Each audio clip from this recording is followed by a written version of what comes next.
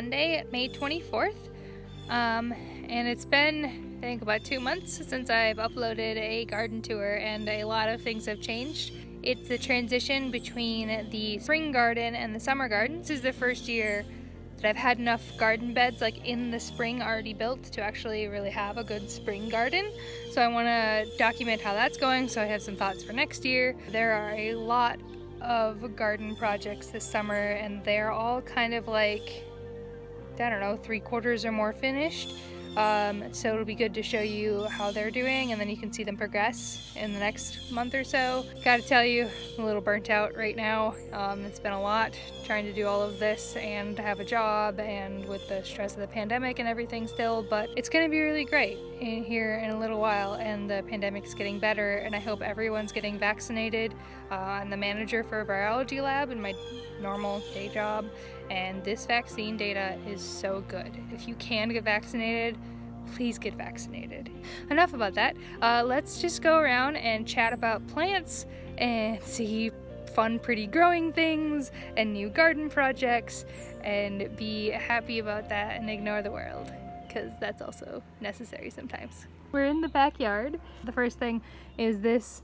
All of these plants, these are the last of all of my inside plants, my seedling starts, and they are outside, and they just finished hardening off this morning. We have a whole bunch of peppers that are doing great. I've been picking a lot of these peppers off, the little babies, because a couple of reasons. One is that last year I didn't pick off the early ones. They were tiny and malformed. They just weren't good peppers, and I've heard before that you want to pick off all the early ones until you get them in the ground, and then the plants can make much better root systems and the later peppers are good. So I'm going to do that this year. And then another reason is that peppers are one of the plants in the family of exponential growth cycles, where the plant puts out its first crop of all the little buds, and then once the first wave is done, the plants will go, oh crap, we didn't make babies, we need to make babies. And so they trigger their next wave. The next wave is even bigger. And so you can get several waves of crops, and each subsequent wave is bigger. Other plants that are like that are cucumbers, zucchini, beans. So those types of plants, what you want to do is you want to pick the plants like early and often. This is my basil. Obviously you can see some of them aren't doing so great, but I'm gonna separate them out and get them some more water. Oh dear, I really need to water these. And separate them out and hopefully get the good plants planted soon. I have a whole bunches of squash and cucumbers, and they're gonna be going out soon. I actually could plant those today, I might. Look at the cucumbers, you can tell these ones are trellising. They're reaching for a trellis. And then I have corn, and corn, I mean, it's just astounding. Every single day it is taller, which, you know, it's got to get tall somehow, so I suppose. But it's just shocking how fast this is growing. And then beans, these look great. I had a really crappy bean germination. Like, these ones look amazing, but look at all the empty pots. So I don't know what's going on there. And then ginger. This is the first time I'm trying to go gingers. We got some ginger sprouts, so that's exciting. This lettuce I purchased.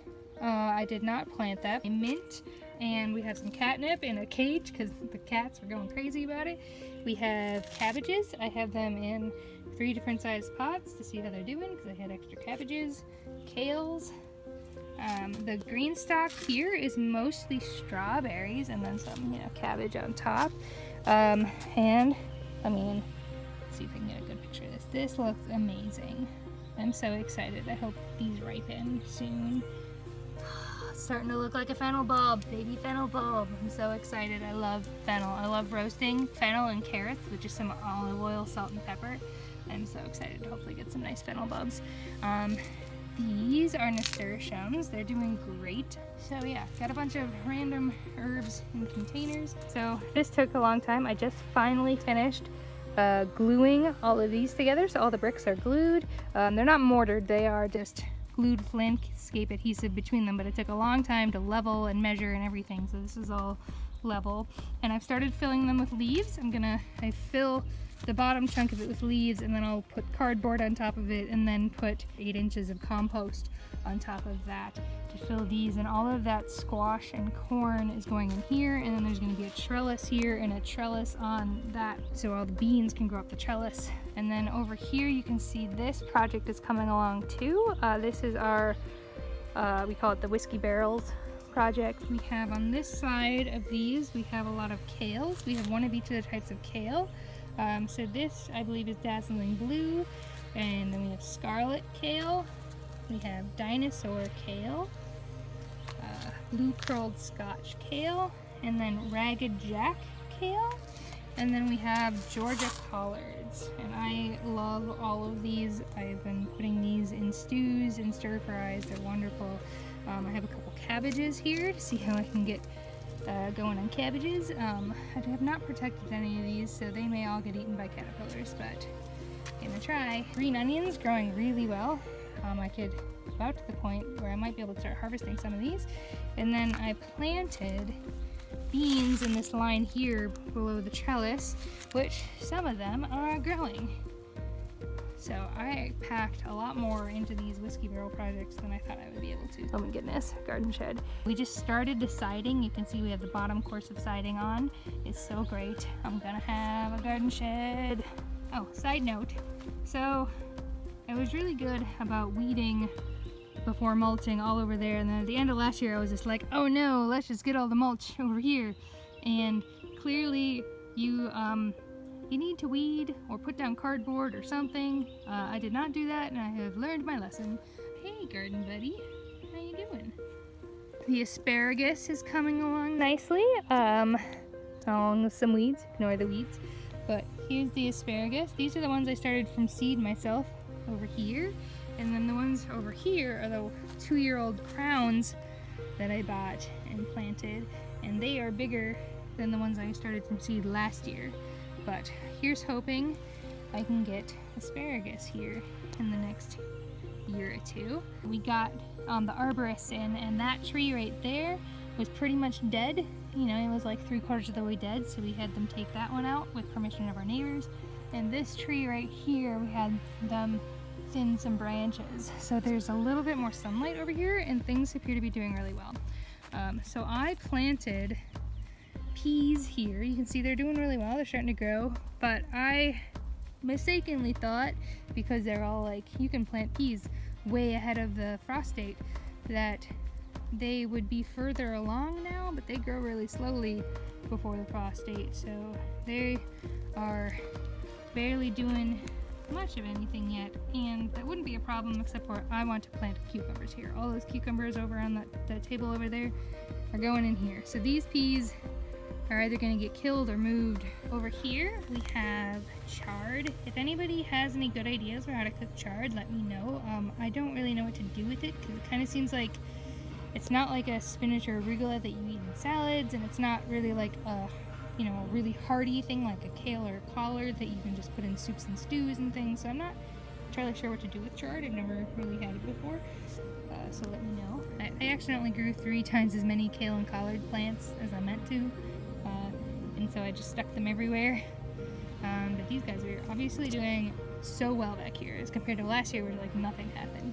And then these over here are fabulous. These were arugula and spinach, and I just clear cut them yesterday. I cut a huge amount out because they were starting to bolt. These 2 areas were arugula and this was spinach, and they were all doing really well back here. We finally have enough sun for them to be happy.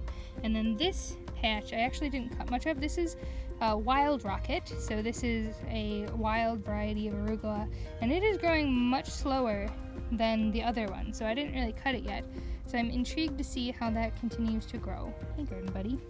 These kales here, last year they were tiny plants. They really struggled, but they overwintered and then they took off. So they're doing great. I'm just gonna let go to seed and then get some seeds.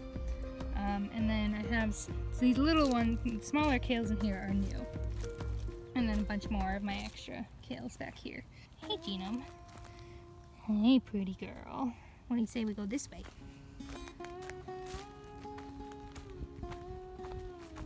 So This is the herb bed, the chives and the sorrel, which is doing great. A lot of this I bought new. Some of this sage is coming back. I did that one plant up there. It's a little darker. That is I purchased new. And then we have thyme, lemon thyme, lavender, marjoram, oregano, parsleys, rosemaries. I had, again, extra kale, so I planted them here. They're getting a little munched on by caterpillars that I'm trying to pull off, but ugh, gross. I hate pulling caterpillars off plants. Ugh. Anyway, and then I love sorrel so much, so I got a whole bunch more of them and put them over here. And you can really see how, so this patch right here is covered by the pine tree, and so it gets much less sun and also less water. Like when it rains, all the rest of this gets water, but there's this little patch right here you can definitely see doesn't get water. And so you can tell all of these were planted at the same time, and you can tell the ones in the front are really, you know, starting to take off. That looks like, you know, how first year sorrel looks.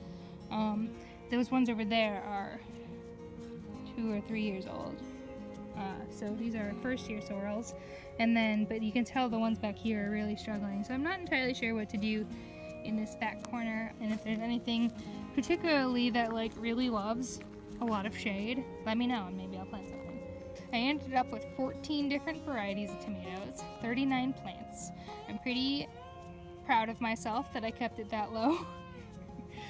So I grew 11 varieties myself indoors. One variety I got from Peter's sister, and then 2 varieties someone posted on our local gardening group on Facebook that they had seedlings to sell. And I saw they had 2 varieties that are mentioned as like favorite tomatoes by my favorite gardening YouTuber, Roots and Refuge Farm, the Paul Robeson and the Kellogg's Breakfast, and I had wanted to try those, and so I bought one of each and I snuck them in. Let's continue with all the tomatoes, and then we'll get back to these other wonderful plants here. So I had 4 extra that I wanted to keep, and I put them in pots to see how they'll do there. We have 2 pink brandywines, which looked pretty sad inside from seed starting, but they are really taking off. I am quite pleased. I don't see any of the signs that I had indoors with all the curling under. Maybe a little bit right here. That might be, this is kind of what it was doing inside, but they look much happier outdoors than they did inside. And then we have right there, that is a question mark pink brandywine. When I started the seeds, all of the seeds in there, this is the only one that looked like a normal serrated tomato leaf. These ones are called potato leaf tomato plants, which I had never seen before. At first I thought it was a wrong plant or something, but I looked it up. Potato leaf are a more rare form of tomato leaf that look fine, but you can see they're more rounded, they're not as serrated, but that is normal in some strains of tomatoes. And so I kept the one seed that grew up that was a serrated leaf. So I don't know if that's a pink brandywine or not. We will find out if it looks the same. And then we have 4 lemon boys, and so the lemon boy seedlings that I started inside, all of them looked pretty darn sad. They weren't growing very well. I didn't really understand why, and all of them looked that way. So I ended up buying 3 lemon boys when I went to Coleman's to pick up more plants at the beginning of spring, to pick up like my annual herbs and everything that I didn't grow from seed. And then this is the one, I kept one of mine that was homegrown. I marked it on the marker there. And they look all the same, but this one was planted much shallower than the other 3, but I am really impressed by how this one is bouncing back too.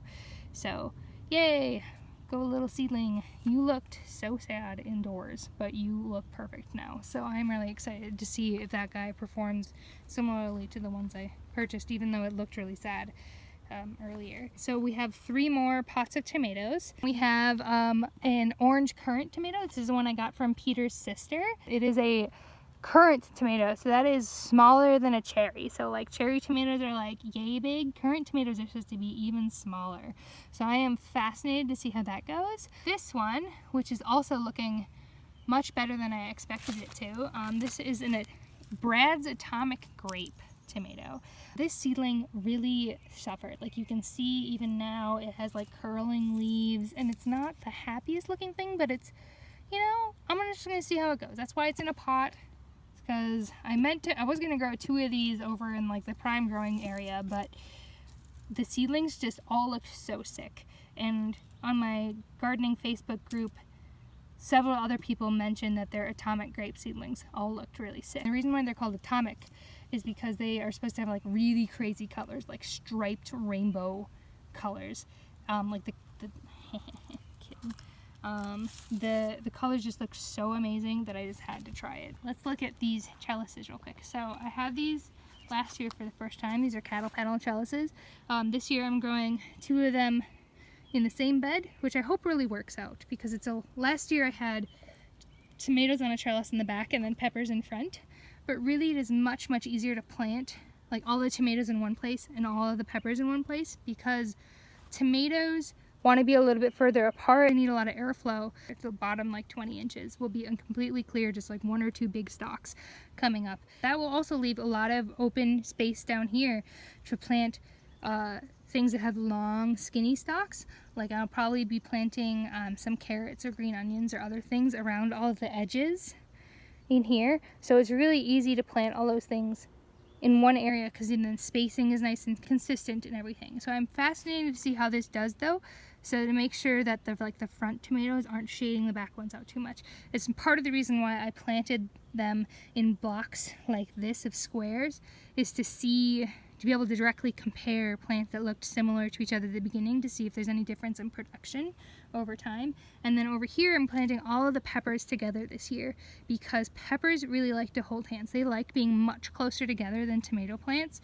And so just being able to put them all together and scooch them up next to each other and hopefully have them go crazy is what I'm hoping will lead to a much better harvest this year.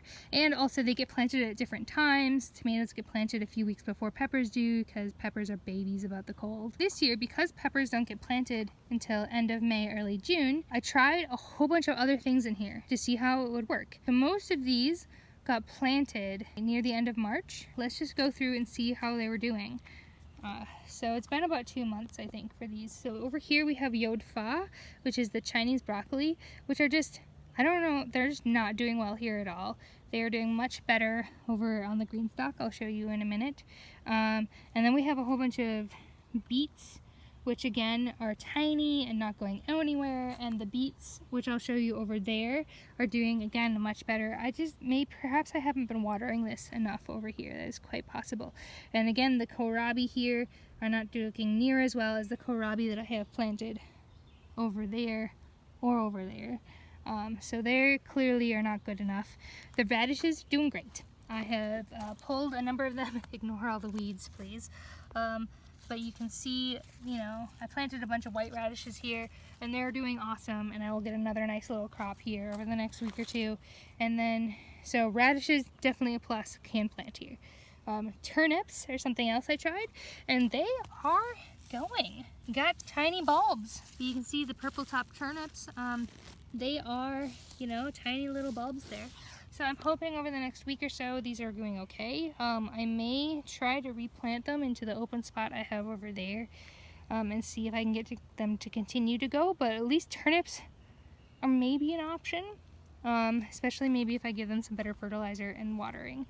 What did I plant here? This is the chard, which again is not looking near so good as other places. Here is a bunch of arugula and spinach, which I cut down a lot yesterday when I harvested everything, so it's pretty clear cut here. But those are doing okay. The arugula and spinaches are doing okay. The radishes are doing great. One thing I might try here next year is try growing a bunch of baby potatoes. I might be able to grow them and see how they're doing, because the potatoes that I'll show you down there are looking amazing. I've never grown potatoes before, so I don't know, but I might want to try a little patch of potatoes here and then grow them up and then see how far they can get, because even if I can get like a bunch of little baby potatoes, I love baby potatoes, but that's a test for next year perhaps. So radishes, maybe potatoes, early leafy greens, those things are doing okay. Most of the others definitely don't have enough time here, at least for the amount that I'm watering them in early spring. So these are amazing. I adore them so much. I have been growing, I got a bunch of kales, spinaches, and then up here I had radishes, and then I planted beans, which again, I'm not getting good germination, but like some of them are looking fantastic. And other ones, I don't know if a caterpillar just came by and ate that or what's going on, but like some of them look really sad. If anybody has any ideas, if they've grown a lot of beans before and know what's going on here. Obviously I need to come in and plant a whole bunch more beans and see how those will grow later. And then over here we have chard, which the chard here is looking great. Again, if you have any recipes, let me know. Arugula, I've been picking so many salads off of here already. I just come by and selectively pick. And then this is the wild rocket again, and it's smaller than the other, but I might grow it because it looks like this stuff is bolting really badly. So it's possible that the wild rocket just grows slower and it might be able to last longer into the summer. So while this is winding down and I can't eat this anymore, this might come up and be able to be eaten. And this is slow bolt arugula. This is not slow bolting, but then again, it's been a really hot May this year. And then we have yod fa. So this is the Chinese broccoli I was talking about earlier. It is supposed to be like a cross between like asparagus and broccoli in flavor. It's like a big stalk that comes up that's kind of broccoli-like. Peter's the one who loves broccoli, but he doesn't like asparagus. So we'll see if this turns out okay. And then we have a couple of those leaf lettuces, which are from that big bowl that I showed you in the beginning. I replanted a couple of them. Carrots. I mean, they're growing. Maybe I'll get something, but I didn't do a very good job of thinning them. I'm a little dubious with the heat if they'll be any good. And then we have cabbage up here, and kohlrabi. And so, just fascinated to see if those will be able to beat the bugs, or if they're all gonna get eaten by bugs. We will find out. Now moving over here. So I had daikon here. They were beautiful, the leaves are really big, and they were bolting. They were okay, like, I mean, they kind of looked like carrots in size. I can definitely see how if they had like another month of growing, they would definitely like bulk up. Essentially what I've learned is I don't have enough time to grow root vegetables, it seems like, before the heat sets in and makes them all go to seed in the spring. So next year I might see if I can make a little hoop house for this to catch some more warmth and get the season going earlier, and see if I can get some root crops earlier. I might also try that over here, if I can get some good crops in before the peppers have to go in. Here I have some rooted parsley. They kind of got really shaded out by the daikon, which really grew. And then here we have mostly beets, which are going real well. We'll see if they make, ooh, yeah, you can see a little tiny beet forming. That's the first time I've looked at that and seen that. Yeah, most of the other ones don't have beets forming. But I'm excited to see if these do well before the heat gets worse. And then kohlrabi again, we'll see if they beat the caterpillars or not. And I have some turnip seeds back here, but something keeps digging in this, either my cats or it might be squirrels. And then this is my second crop of radishes. The first crop did great, and I planted them and grew them and ate them. They were wonderful. So this is the second crop. Here are my potatoes. I have already held these up twice. Originally this only had dirt, so like halfway through I'll be able to add one more round of dirt here. Yeah, I could probably do it now. I'm really excited about different colored potatoes, like the purples and the reds. I am growing some amazing dark purple and red potatoes, and I am so excited to see how they turn out. Hey Genome, what do you say? Go head out to the next thing. You can see my giant pile of compost that I got. This is, remarkably enough, only half the size of the compost I got last year. Okay. Down here. We're almost done. This is leeks. These I started indoors and planted out, and they haven't gotten much bigger yet, but a little bit. These will not be harvestable until much later in the season. Here are some kales, mixed lettuces and things that I threw the seeds in last year and thought they got nowhere, but they came up this year, and so I've eaten quite a bit off of that kale, and now I'm just letting it go to seed to grab some seeds from it. And then the garlic is doing fantastic. Look at this garlic. So this is 414 cloves of garlic, 13 different varieties of garlic. They're looking fabulous. I am excited to see them go. You can tell the very bottom of them, the first leaves are starting to dry out, which is good. I have not gotten any of the scapes yet. That should be coming up in the next few weeks here. I remember mid-June was around when I was starting to harvest those last year. So I'll harvest the scapes, and then we'll get all this garlic. in probably mid-July, like last year. And then my new project over here, this is almost done. We are getting some house numbers to put on here, but it's our new signpost. We're going to be putting a few more signs about causes we care about on here. Here, this is my experiment of 12 different herbs to see which ones win out in the end. I'm guessing one of the 4 that are in the mint family, so I'm very excited to see how these do as it goes. These are growing really well. I've never had dill before. Every time I smell this, it makes me think about that I should get some fish and cook fish. Oh my goodness, that cat wants the attention. This is what she does when she wants to be cute. She's like, I'm adorable. Yes, you are.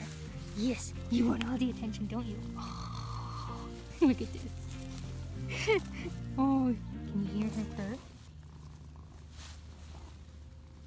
Oh yeah, my garden buddy.